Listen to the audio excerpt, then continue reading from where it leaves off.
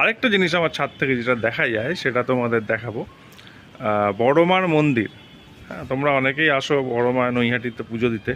বড়মার মন্দিরের আমার বাড়ি থেকে মিনিট 5-এর দূরত্ব, হেঁটে, পায়ে হেঁটে। কিন্তু বড়মার মন্দিরের যে চূড়া, সেই চূড়াও কিন্তু আমার বাড়ির ছাদ থেকে দেখা যায়। আমি একটু ক্যামেরাটা ব্যাক সাইডে করে আমি তোমাদের দেখাচ্ছি বড়মার মন্দিরের চূড়াটা। দাঁড়াও,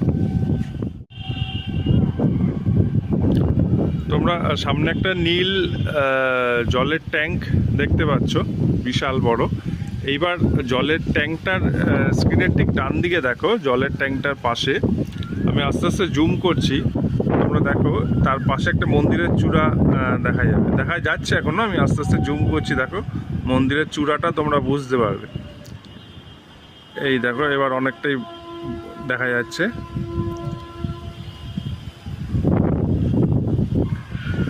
পুরোনো দিনের একটা অ্যান্টেনা, এই অ্যান্টেনার ঠিক নিচটায় দেখো ওই একটা পাখি উঠছে, উড়ে চলে গেল।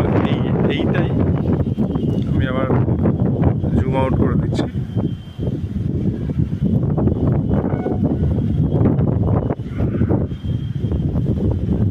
ওইটাই হচ্ছে বড়মার মন্দিরের চূড়া।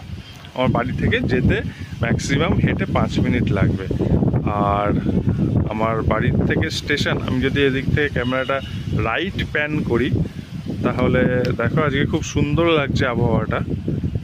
একটু আজকে তো ফরকাস্ট ছিলই যে একটু ঝড় বৃষ্টি হবে আগামী 2-3 দিন, সেই রকমই ফরকাস্ট। আর আমার বাড়ির থেকে হচ্ছে স্টেশন 2 মিনিট স্টেশন। এই যে তোমরা যে সামনে একটা বাড়ি দেখতে পাচ্ছ,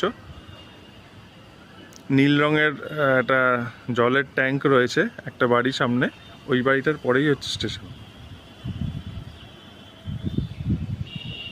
খুব সুন্দর লাগছে।